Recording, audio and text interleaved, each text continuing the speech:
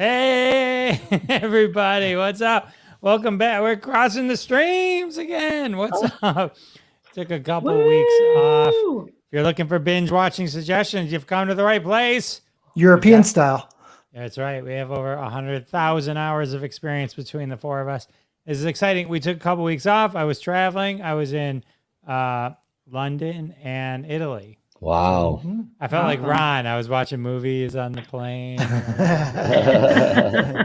Yeah, we're gonna have to hear about your selection. I feel like we're gonna learn a lot about you by what you selected on whatever airline was fortunate enough to have you. One of them I'm talking about today, and then the other one, there was two. It was Trainwrecked with Amy Schumer, which was hilarious. Oh my God. It's a hard one to watch when you're on a plane because there's definitely some soft core sex going on, which is fine for me, but it's like, when you think about like everyone who's you watch what everyone else is watching, you look. Well, let me ask you. There's like 10 minutes of John Cena's ass just on top of Amy Schumer. So Jeff, let me ask you: Were you in an aisle seat? This is important. Yeah. If you're in an aisle seat, that's a real problem. Yeah. Right? Because you got multiple rows you can see you. Yeah, it was like, so it was a little troublesome with that. And it never stopped. It was always, then she's having, sex with Bill Hader. And like, there was a lot of sex in that movie, which is fine. It wasn't like gratuitous or anything, but it was gratuitous on an airplane level. You know what I mean? So it was. Yeah. But, you had a 12-year-old girl next to you, so that was really nice of you to know. But so that's okay. Oh, let's do we should do the theme song. Let's have Marcy kick it off. I'm gonna have to redo. You can work yourself in. We'll work Marcy's name in. Ooh, good idea. I should have updated it by now, but I just haven't. Sorry. Take it away, Marcy. Here's a story of some lonely fellas who spend way too much time watching the TV. So hi, all of them have jobs and friends. Well, not really, just between you and me. Sal. They made a live show out of their hobby. Every TV watcher's TV watching dream. Jeff and Ron and Sal and Bob, and then there's Marcy, and then they call it Crossing Streams. Ron. And then one day they went live on all the platforms. You could hear the people laugh and shout and scream. Still can't find another word that rhymes with platform, but man and woman, we cross these streams. We cross the streams. We cross the streams. That's the way we do it. We cross the streams. I actually felt like we brought that together pretty well. I did. I think 3 or 4 is like the sweet spot. I think, is where it goes. Man. So what was I saying? So and then the other one I did was the Unbearable Weight of Massive Talent, and then I read a book. The rest of it I actually read a book, and then you know what I watched on the way there? I watched Stanley Tucci has a Italy series. It's fantastic. So I watched some of that. But of course, he's like, 2 hours up a mountain where you'd never, I stumbled on this. Yeah, because you have an entire crew of that whatever movie you were on, and they found this place where you eat rabbit. Where the one thing that surprised me about Italy that does no one talk about this? There's so many lemons. Everywhere is a lemon. It's all lemons. The whole country is lemons. Funny. Limoncello. It's like lemon trees everywhere. Oh, right. It's just crazy. Everything's lemon. Like you walk in those streets, everything's like lemon something. It's interesting. Yeah. Except they probably call it something like limone or something like that. Yeah, it's a limoncello. Yeah. Limone. They got to say it nicely. We got, hey, Jerry. What's up? What's going on, Jerry? Hi, Jerry. It was for research. It was a good book. But now, let me ask you: did you read a book, or did you read a book on your iPad? Oh yeah, no, on my iPad. Of course. Yeah. Okay. This is important. This has been a source of arguments between me. I did bring a physical book. I just happen to also have a lot of times when I get press copies, if I'm reading something for an interview, they'll send me a PDF. So Yeah. or not a PDF, a PDF. And So read it on the show. argument seems to come down to vacations when it comes to being on a beach, like physically in the sand on a beach. Almost everyone you talk to prefers a physical book in that Right, situation. paper book. Yeah. 100. Paper book. Right. I did buy one just to take to Mexico, Yeah. or so I use a Kindle. there it is. That should be the marketing campaign for the book industry. That Well, I think the Kindle or whatever, the iPad in the sun gets so hot. yeah. Mhm. Oh, speaking of hot, I went to Pompeii. I see what you did there. And Aw, it was poor Pompeii. it was fascinating. Pompeii. So a couple of things I learned, and anyone can Google this if they want. So Pompeii was one of 4 cities that were destroyed that day. I guess they just had the best marketing or name. something. That's But the they best were question. their problem was the wind was going their way when Mount Vesuvius erupted. Now here's the thing. Like, let me ask you guys a question. When you think of Pompeii and you think of like the frozen people, right? You know what I'm talking about? You're not frozen, but okay. Right. Well, I always thought, I didn't realize Pompeii 1 was buried and they uncovered it like some city in Israel. I didn't realize it was an excavation. I thought it just destroyed the city. And I don't know what that meant, but when they were frozen or like captured in that moment, I thought that happened during the process of whatever, the volcano and the lava, and it kind of captured them like that. But this is something, Ron, if you don't know, I think would fascinate you. That's not it at all. Those are plaster molds of when you see those people. Did you know this? No. Okay, so I'm thinking the same way you, Jeff. I think it's because we learned it when we were little kids. Yeah, Yeah. so this is what it was. So Pompeii gets covered by 10 foot, like almost immediately, of ash and all that kind of stuff. So most of the time when you see them, most of the people that died were slaves because the rich people had left the slaves to just, they didn't think that they were completely losing their homes. And so what happened was they get buried, and then the organic material, their skin, if at some point disappears, right? It disintegrates.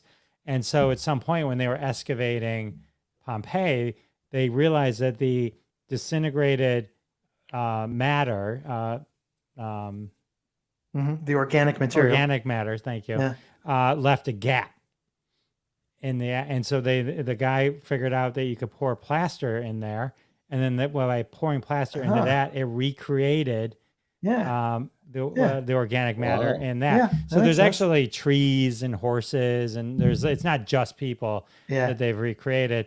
And then now with technology, they can actually find those gaps and recreate it even better. So that's what that is. I did know 2 things that are 2 morbid things. First off, when people die in a volcano, like, don't you always assume like the lava just burns them up and they just all die? But no, they suffocate. It's the ash they suffocate them, and then if the lava happens to get them, then that's fine too. But people die from volcanoes from suffocation, not from getting burned up. And then the other morbid thing I was going to say is that if they found me in one of those plaster molds, I would be holding my clicker, like that's where they would find me. It's like holding. I'd be scrolling TikTok. Just be like this. Like that would almost make it worth it, wouldn't it? To find like one of us in a really funny posture, just for all antiquity to see. That's fine. Hey, thanks, Jerry. Man, that's there's a writer's strike, so go writers. My nephew was affected by it. Karate Kid, Cobra Kai season 6, I think. They shut down. Yeah, my nephew's a writer for. I think I'm allowed to say this. My nephew's a writer for Jimmy Fallon, and he's not working this week. So what do they want? More money? Yep. What's the deal? Better benefits, more money. I thought writers make a shitload of money as it is. I don't know, not enough. I'm guessing not. So all right. I think we should cross the line and go write for them. What do you guys say? I heard there's a job available. Be a scab writer. I'll do it. I'm here about the job. So, all right. Well, we got lots of good Well, stuff. welcome back, Jeff. We missed you. Yeah, I'm glad to be back. Thank Yeah. you. So in episode 112 a few weeks ago, Night Agent, Shitty. Marcy and Ron disagreed on that. Horrible. Sex Life, we can all agree on So good. that. Night Agent. Look at that. And hottie. Parks and Recreation. We talked about. I finally got to share Fantastic. my love of finally watching Parks and Recreation. Yeah, I gotta watch that too. Opry I still Plaza. have not watched it. Opry Plaza, yeah. And yeah, so and then today we have Wellmania, King of Collectibles, Whitney Houston, I Want to Dance with Someone. Who wants to guess who's doing that one? Sal. The answer is Sal. And the unbearable weight of massive talent. Wow. It's a good one. We got a good show. Let's start with I Want to Dance Wow. with Someone. Lord. Yeah, this is All right. I'm leading Oh, off my today, huh? gosh. you're the enough. Oh, Sal, this tell was us about great, this man. Whitney Houston movie. So, first of all, I am a big fan of the musical biography movies. One of my favorite all-time movies is La Bamba. I love that movie. Other great biography movies, I like Ray, the Johnny Cash one, which I can't remember the name of it off the top of my head. Walk the Line. Walk the Line. Very, very good movie. Obviously, the Elvis one that just came out a couple months ago was very, very well done, although he's Elvis. had a bunch of them done on him. So I like that genre of movie. And so when I saw this one come out, now, unlike the other ones, like the La Bamba one, Richie Valens, I might have been alive, but I wasn't an adult when that famous person was obviously in their prime. Where this one I was a teenager in the 80s. I just remember Whitney Houston, obviously hearing her music and just when you watch a biography too, especially someone like Whitney, where I was around a lot to see her, you kind of forget. You just kind of see headlines sometimes, and then when you get to see the biography, you get to kind of relive her whole life, but also your whole life, because you're kind of like, oh, I remember when that happened, So anyway, one thing I will say, because I'm not going to review it, like go line by line, because you kind of know the Whitney Houston story. Everybody watching right now knows the Whitney Houston story. So I kind of want to just kind of go over the differences that I saw between this one and another one. Like, for instance, she had no struggle. You watch the Richie Valens one, he struggled for a really, really long time. He didn't have a famous mother that was a big singer. He didn't have Dionne Warwick that was her cousin. So, and I don't know if they just depicted this in the movie, but there's literally no struggle. I mean, she's singing in church. She has an amazing voice as a teenager in church. Her mother's watching her. Dionne Warwick stops by and says, we got to get this girl in front of people. She's singing at a bar called Sweetwater, actually. And Clive Davis comes to check her out. And obviously just it's kind of funny because, sometimes they fabricate these movies. And I don't know if it was true, but like that particular night, her mother was supposed to sing up front. And she like starts coughing. She knows Clive Davis is in the audience. So she starts coughing, saying she's got a really bad cough. And she's like, Whitney, you're going to have to do the opening song. And Whitney's freaking out. And she just slays it. And Clive Davis just basically signs her right after that. So that's the part I miss in other biographies, is there was no struggle for Whitney. I mean, she was just she was an amazing singer right off the bat. Didn't have to kind of work for years and stuff to get her fame. So she just gets signed. It's kind of cool how they show all that. Stanley Tucci plays Clive Davis, and he does a really, really good job with it. And then Naomi Ackie plays Whitney Houston. She did a really, really nice job. Ashton Sanders plays Bobby Brown, and Natasha Williams plays Robin Crawford.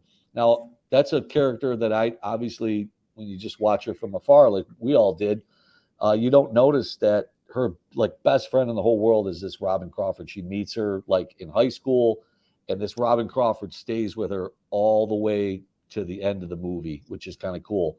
And kind of rocky relationship with her along the way, but it's like her best friend in the whole world. So that was kind of cool to see. But great moments of singing. They have just an amazing singing performances, like her Grammy performance, her the Super Bowl when she sings the national anthem, the Super Bowl, they recreate that. Freaking amazing. I mean, just very well done. And it's kind of funny because when I would watch the movie, Naomi Ackie would sing the Super Bowl, and then I would pause it, and then I went and YouTubed the Whitney Houston performance to see how accurate it was, and it was absolutely spot on. Every hand gesture, everything that Whitney Houston did at the Super Bowl 25, by the way, was absolutely perfectly accurate. So they didn't screw around with that.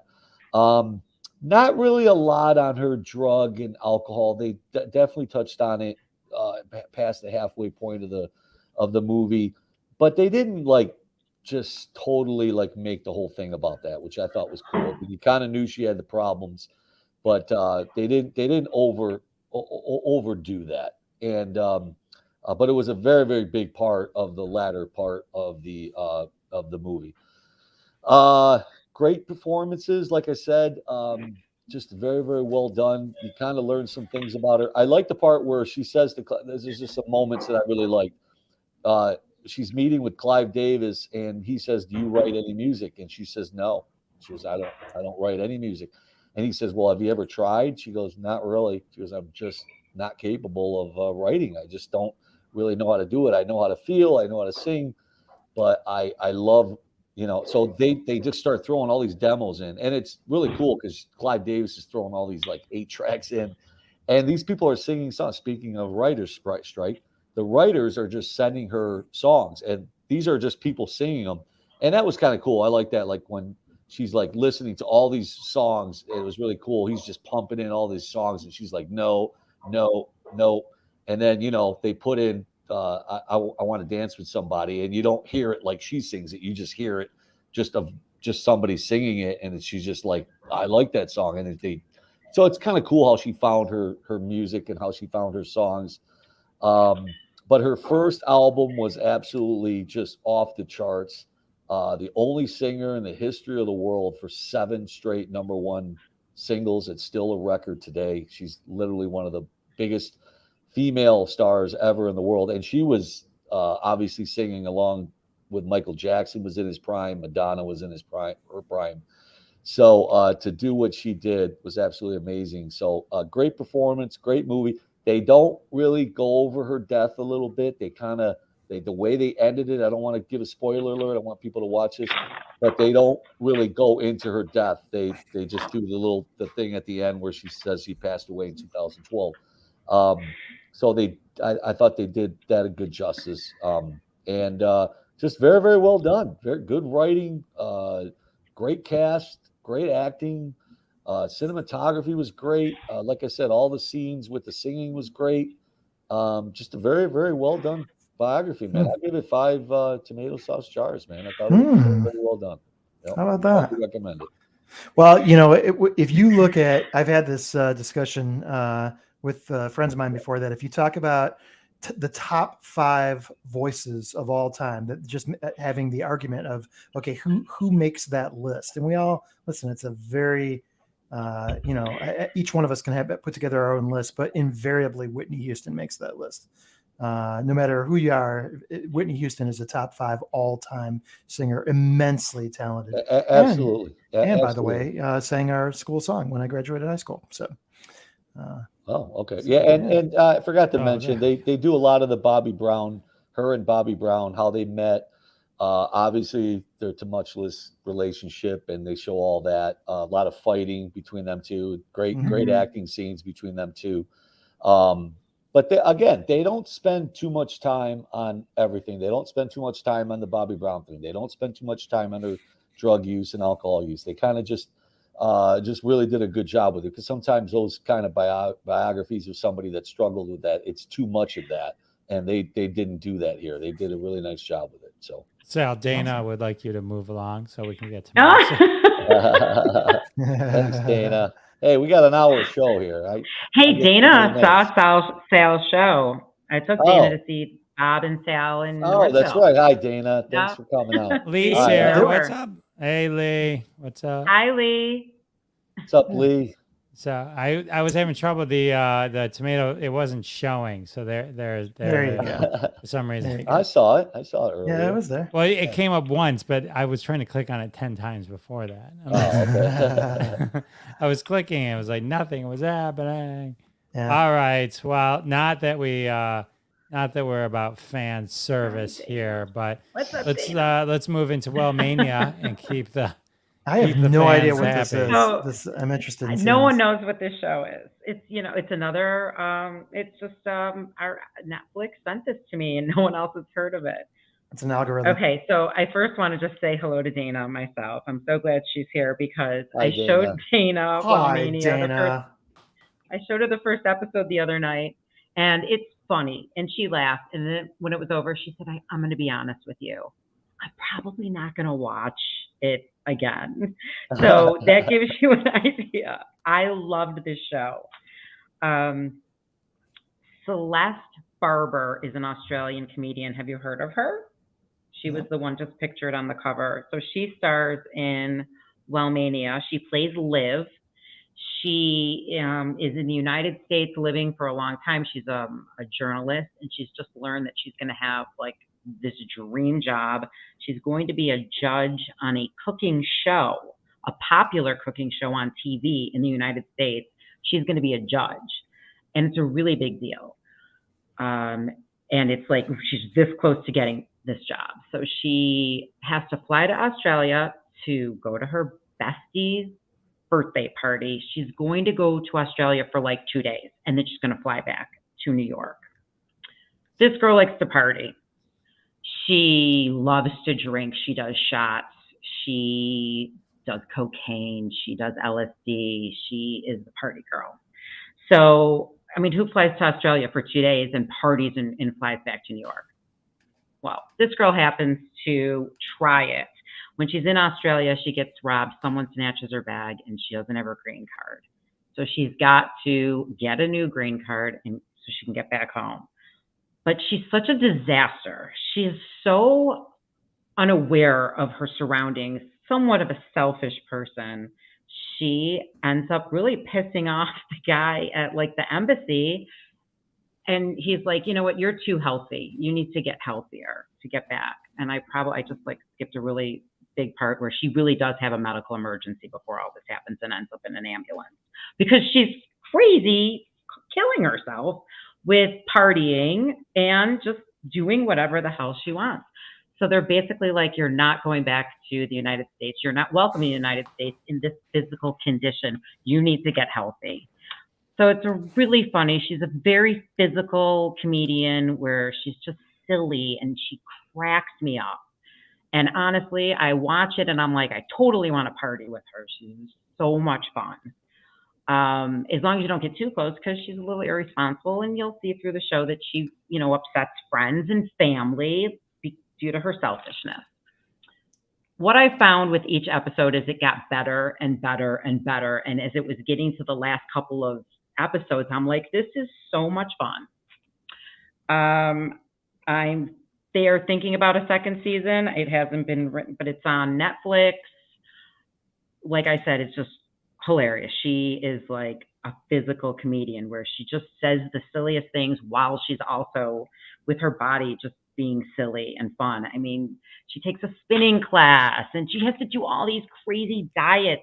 She has to convince this doctor that has been assigned to her that she's getting healthy, and the two of them have a fabulous relationship. The doctor hates her, and she is just trying to win her over in the worst possible ways.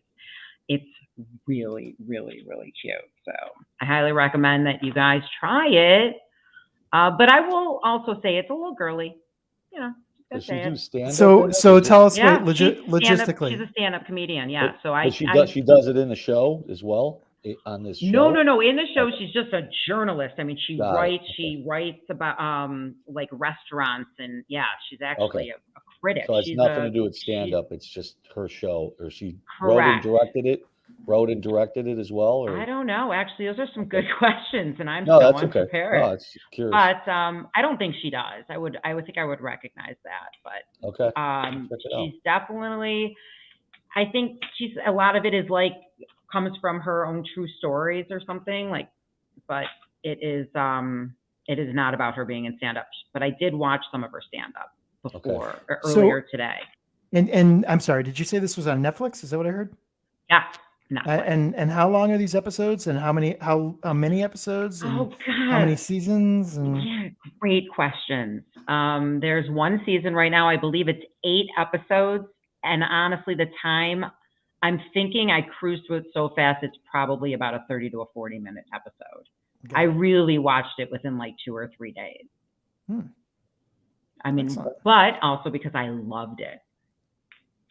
But it was my alone show. My husband never would have watched it with me. So, I'm just, the ladies. Everyone needs their alone show. My wife's alone show right now is Community. Right, and that's one of the best shows ever. But I do have one shout out though, because I want to talk next week about Tell Me a Story.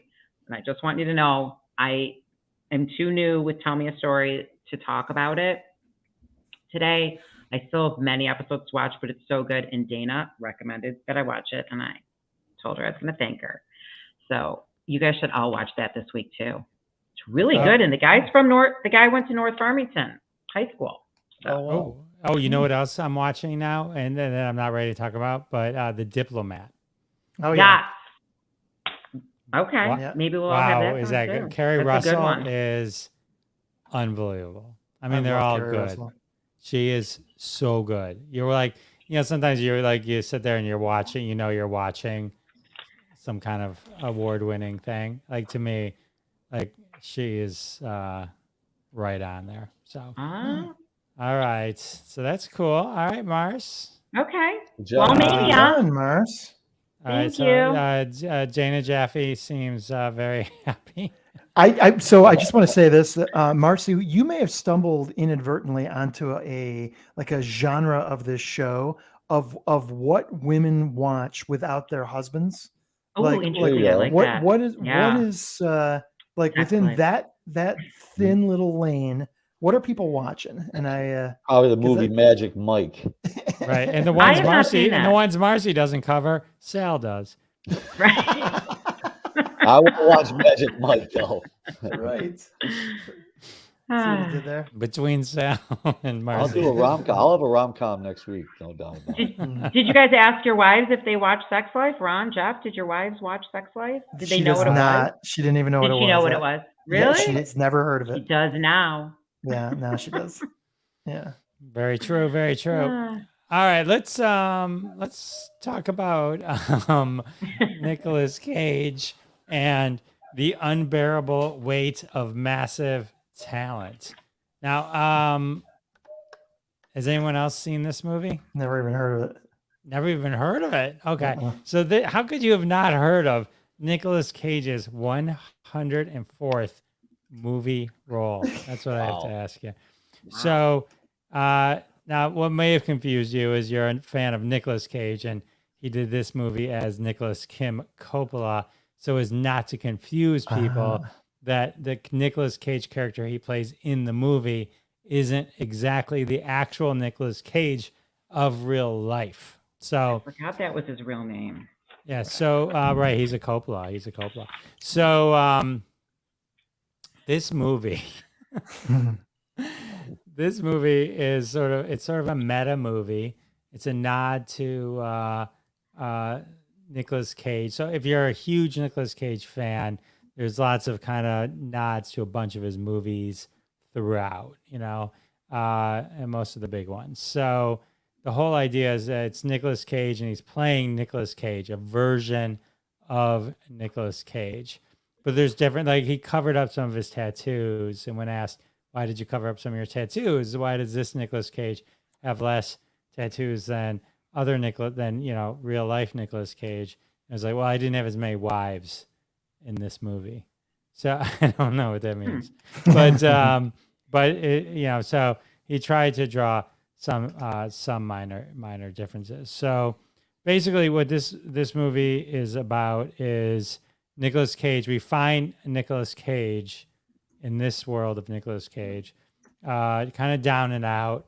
He's not having the best of luck getting roles, and Neil Patrick Harris plays his agent or manager, and he's offered $1 million to fly somewhere and attend a fan's birthday party. Of course, he turns it down and then realizes he needs the money. He's going through a divorce. He's trying to connect with his daughter. So these are all some subtexts. And the movie starts with a big kidnapping of an important person who we don't know yet, who's a big Nicolas Cage fan, and we know this because she's watching The Rock. No, what's the one on the plane? Con Air. Con Air. Con Air, right. Oh, And my so favorite. he decides he's going to take the $1 million because he needs $1 million, right? He needs the money. So you've probably, if you've been on social media in the past months, you've seen the meme from this movie where it's kind of it's Nicolas Cage kind of being all stern, and then they turn and it's Pedro Pascal, and he's all like, like his eyes are like lit up, and he couldn't be happier. It's sort of a really active meme on Instagram and TikTok right now that comes from this movie. So Pedro Pascal's character plays like a real super fan of Nicolas Cage. He loves Nicolas Cage.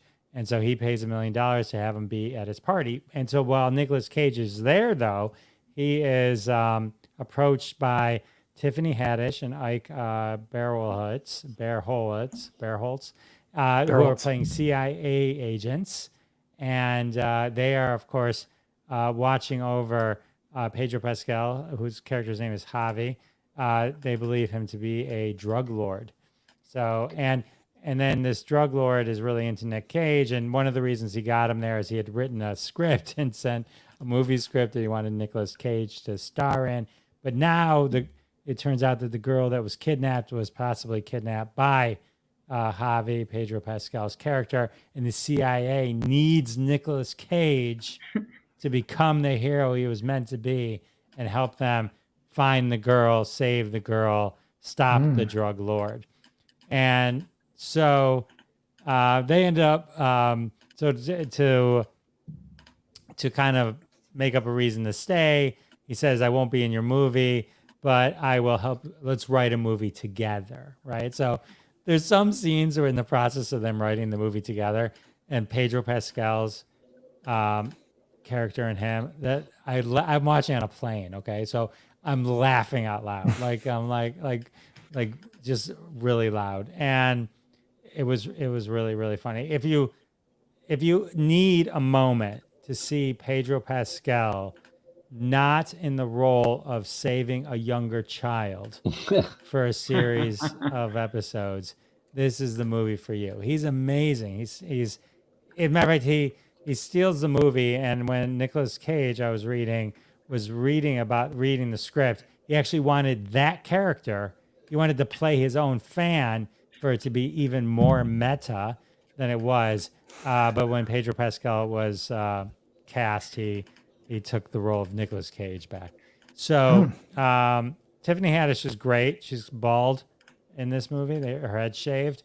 I only mention that because I think if you're good looking with your head shaved, you're good looking. You're good looking. Yeah. And so their characters. So it's really just, it's fun. So it's sort of like one of those movies that it sort of becomes a movie. He sort of becomes Nicolas Cage in the movie. Pedro Pascal has this hidden thing where it's like this shrine to Nicolas Cage. It's really funny, and a lot of kind of cool things happen along the way. There's a fun ending to it, and all that kind of stuff. So, if you like Nicolas Cage, and I know he's made a lot of things for money along the way recently, but this is a return to form, and it made no money. I found it either made 20 million or 29 million, which is not a lot of money. On Rotten Tomatoes, it has an 87% across the board, audience and critic. So it's very well received, and people definitely like the movie. And I went in with very minimal expectations. One, I'm on a plane, and I figured I could always go to sleep if there was a problem, if it was boring. But I found myself very, very entertained by this movie. It was just great. Nicolas Cage. He plays another version of himself, I think, from the Valley Girl movie. It sort of becomes his, like, he talks to him and he talks to himself. And there's a weird scene where they kiss. I didn't really understand that, but Nicolas Cage kisses Nicolas Cage.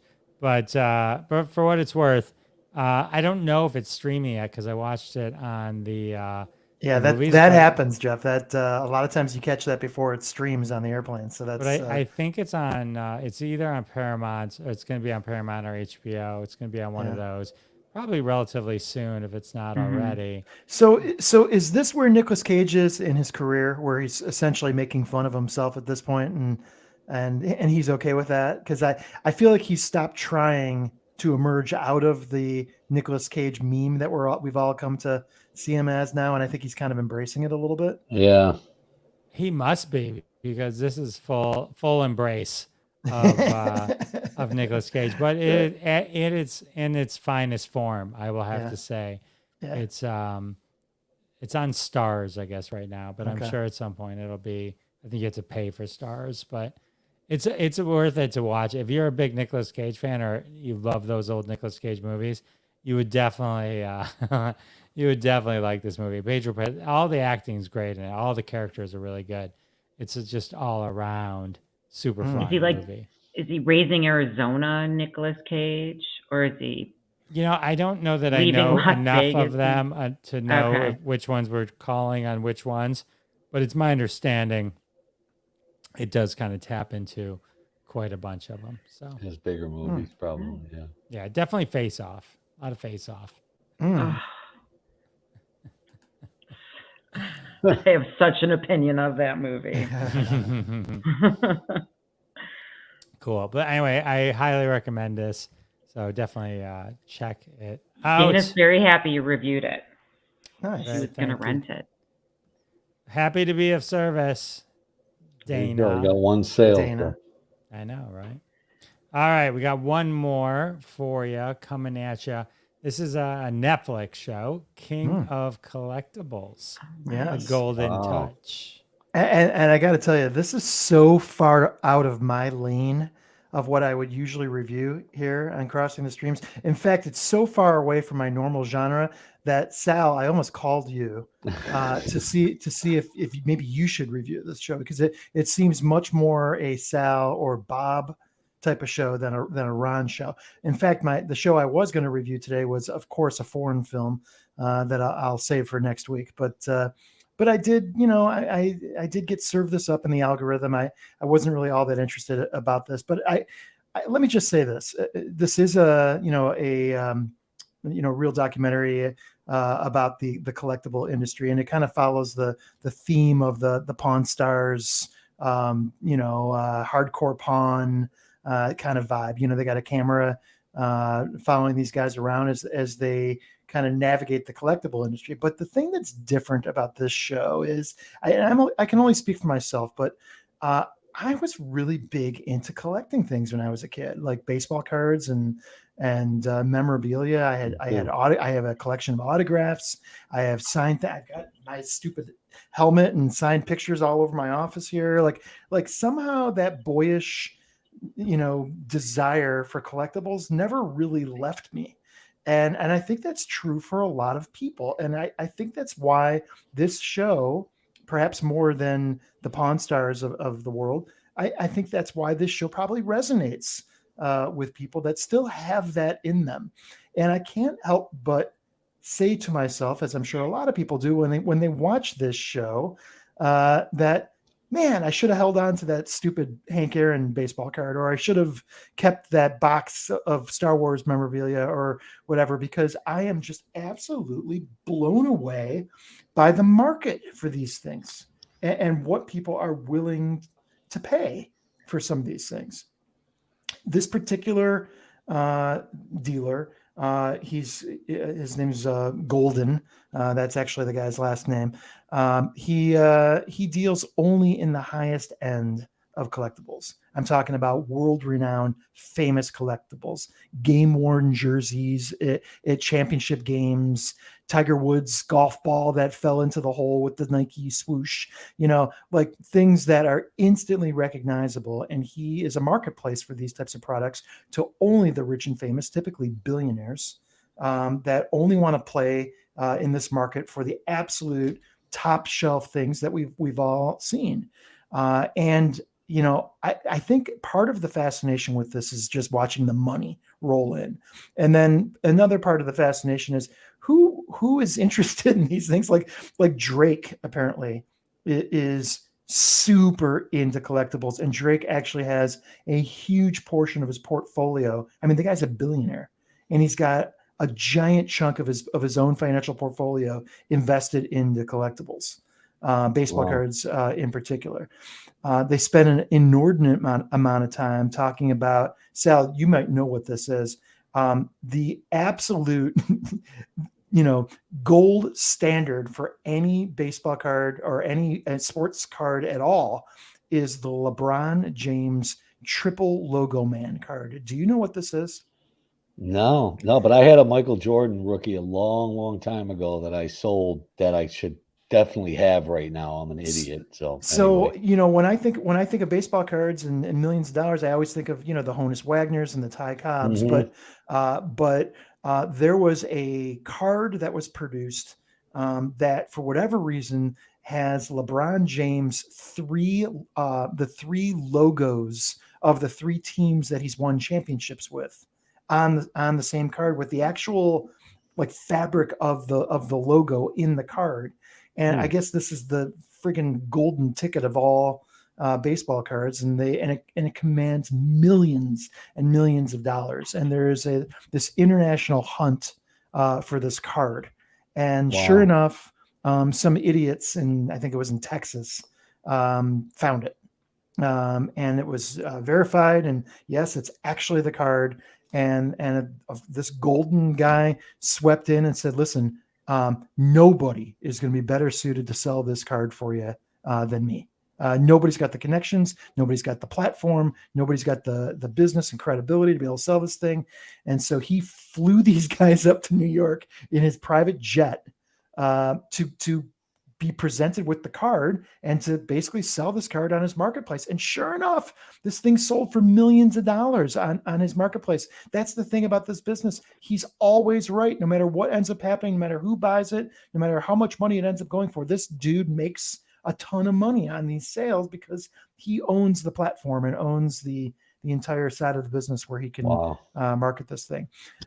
There was a really interesting deal that I just am fascinated by, that Jackie Robinson's game-worn jersey from 1951, that I guess, I don't know if he hit a home run in it, but it's in all of the old time movies with Jackie Robinson, this jersey. Cause I didn't know this is crazy to think about, guys, but back in 1951, you wore the same jersey the whole year long.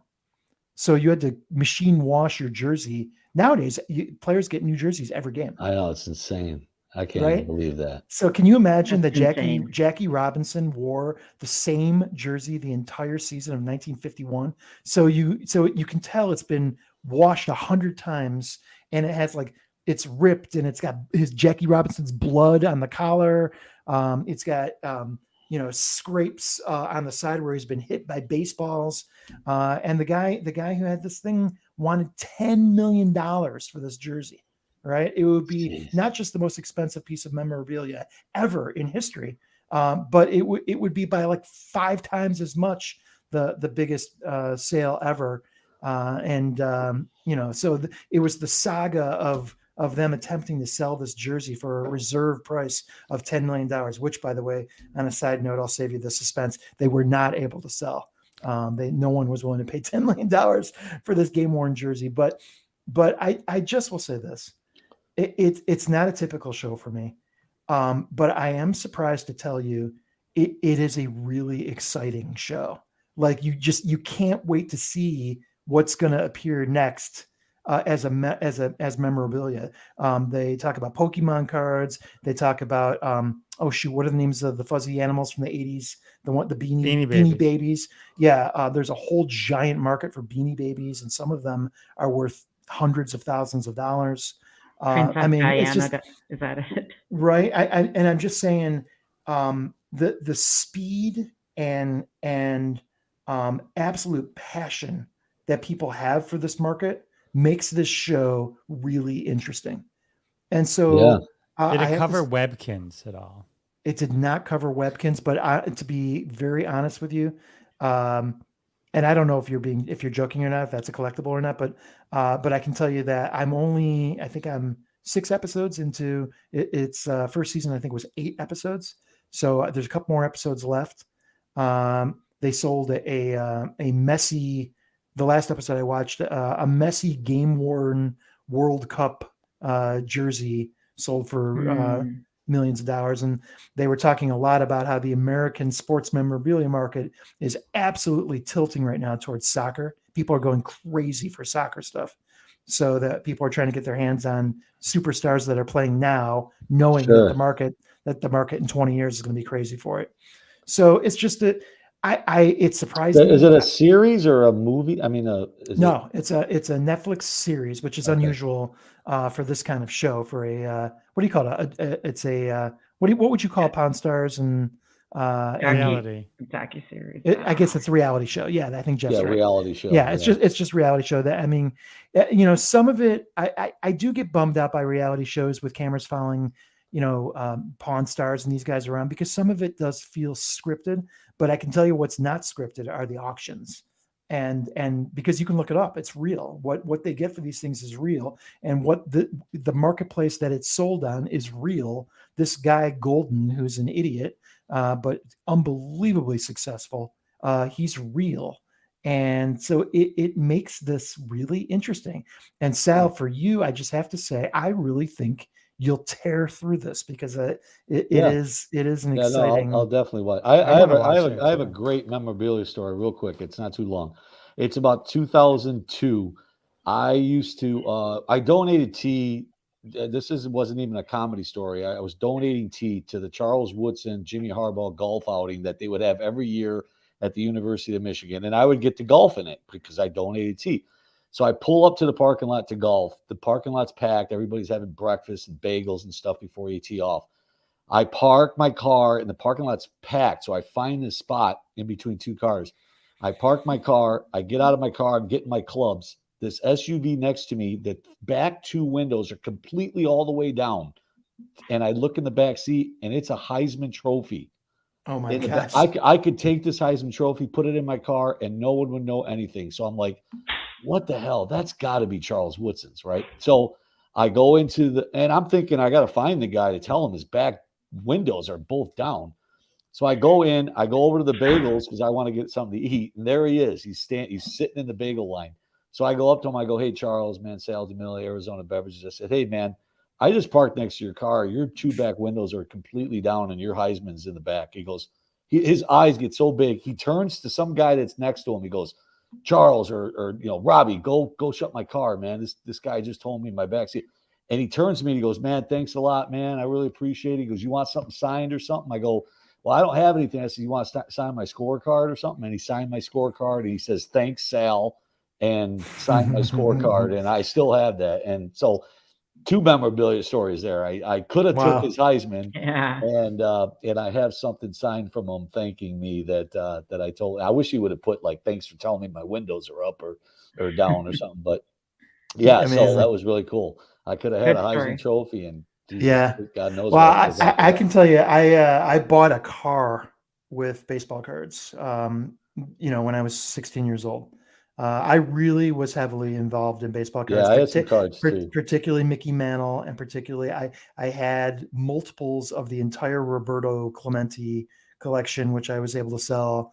But my Mickey Mantle, I had a 1958 Mickey Mantle that largely paid for my car. Oh, absolutely. And I just will tell you, if you go look it up right now, I want that card back. I want that freaking card back. Look it up. So this kind of touched my own history, and it really reminded Yeah, me sounds cool. it Sounds really like a cool reminded show. me of how much passion I used to have for it. And I will admit, I have shut off the TV saying maybe I'll pick up a baseball card or something. Yeah. It's exciting. Yep. So anyway, So Cool. let I'll check me. it out. So Webkins is a real thing, and I wasn't really joking. So Webkins, I think it was around 2005. So it's been a while, but it's one of those things where the kids would buy the Webkins. They'd release certain ones like a poodle, right? And then they'd limited supply, and you'd walk into a Hallmark, and they'd have all of them there, but you could only buy 2. They would limit you to buying 2, so you couldn't just go in and buy them. And so Robin, my wife, we were starting to follow the market a little bit. And so these Clydesdales, they're going to release these Clydesdales. And we find a Hallmark in Livonia. The kids are having a dance recital in Livonia. And so each one of us go in at a time and buy 2 of these Clydesdales. We send her grandma in, we send my dad in. And so all of a sudden we have all these Clydesdales. So we're buying them for $12 and we're flipping them on eBay and stuff for anywhere between $40, $50 because they're like going at a huge multiple. yeah, And nice. and the different ones would go for different prices. And I remember we sold enough to go for a family vacation, but it was just this little thing. And then just like Beanie Babies, all of a sudden you walk into a Hallmark and they'd be like, "You want 100 of them? Take 100 of them. No, you don't want any? What? Oh no." And so, that's how kind of that went, but it was cute. Yeah. You'd buy it and then you'd go and you created this online world with them. And so then you could buy stuff in this online world and that was your character. And interesting. Well, I'll tell you what else is interesting is that, and I didn't mention this, but the marketplace also devotes a lot of its time and energy towards technology collectibles. So like original iPhones, original Apple products, original computer products and Ataris and all that stuff. And one of the interesting ones they featured on the show was, did you guys realize that that the astronauts on the space shuttle wore first generation Apple product watches that weren't even really watches. They just were data gathering tools that you could then connect to your computer and it would upload stuff to your computer. It was so weird and like not helpful. I don't know why these astronauts wore these watches, but they were only a handful of them made, and you can imagine these are highly sought after watches now. Wow. And they got their hands on one of these astronaut watches, which is interesting. Crazy. Yeah. So it's the technology is pretty cool. I myself, I've got all the what do you call them? The original Blackberries and stuff. I don't know. They're probably worthless, but who knows? This is exactly what I'm talking about. You don't know. You stick them in a drawer, and 20 years later, I have an older iPod, one of the early iPods. Yeah, one of the with the circle thing. Yeah. Those are. I know those go. If you check those out on eBay, those are desirable. Not to brag, I could fit 100 songs on that. Yeah. So that was awesome, Ron. Oh, one other thing I did watch on the plane on the way there, based on your recommendation on Crossing the Streams, Facing Nolan. Yes. Oh, okay. So good. Wow. Yeah. So good. Yeah. Sal, have you seen it yet? Yeah. I saw that. That was awesome, man. Yeah. Incredible. Can you imagine facing that guy? He's a maniac. Just a maniac. Yeah, it was such. When you were talking about collectibles, the shirt where he had the blood all over the shirt. Yeah. My favorite part of that documentary, I know we got to go, but was the Robin Ventura story. If anybody got hit, or if Robin Ventura got hit, I guess the next person was up. Whoever got hit had to go charge Nolan Ryan, and it was Robin Ventura, this tiny guy, and Nolan beat the crap out of him. I mean, he was put in a terrible spot, that guy. If he didn't go charge the mound, his own teammates were going to beat the crap out of him. So funny. So funny. Such a great scene. All right. Well, excellent show, Yeah, everybody. good show, you guys. Yeah, Good we got show. some good Nice, stuff Jeff. here. Marcy, say good night. Good night. Sal, say good night. Good night, everybody. SalDeMillia.com. Janetti's, where Marcy and Gail were last week. So Nice. May 11th or June 15th. Or Dana. That's fine. Or Dana, I'm sorry. I'm bringing Ron, Gail say- next time. Ron, say good night. Ron, who is not traveling the next 3 weeks in a row, I believe. So Oh, I'm gonna have to treat. stick to algorithms now. Nice. But We're in for a great treat. to be And here, I, Jeff DeWaskin, also not traveling for the next 10 years. Expensive. Italy's so expensive. I don't have any money to go anywhere. Send me Venmo. What do we got? So, all right, that's it. Check out my podcast. It's a really fun interview. John Billings, he's the bass player from the Monkees. It was like the one I loved going to see my daughter, and I love in London and Italy. But the one thing that I then missed was John Billings, who I had interviewed, was in town with Mickey Dolenz and the Monkees in the Royal Oak Theater, and I could have, that would have translated to me being able to have that experience. But you trade off family for whatever. Family first, everyone. You did the right thing, Jeff. I did the right thing. Yeah. But anyway, it's a really fun interview, and I gotta say, the Monkees fans have been going crazy sharing it, so that's nice. Oh, good. So that's fun. All right, thanks everybody. Good night, everybody. Good Bye. night. Good night, everybody. Good night. We'll see you next week. Good And night. that has been another episode of Crossing the Streams. Join us every Wednesday at 9:30 p.m. Eastern Time, live on Facebook and YouTube. Follow The Jeff DeWaskin Show on YouTube to be alerted every time we go live with your hosts, Jeff DeWaskin, Ron Lippett, Howard Rosner, Bob Phillips, Sal D'Amelio. We're all in the socials. Follow us, listen to our podcasts, Classic Conversations, and The Sal and Bob Show. Check them all out, and we'll see you next week and every week when we cross more streams right here. See you then.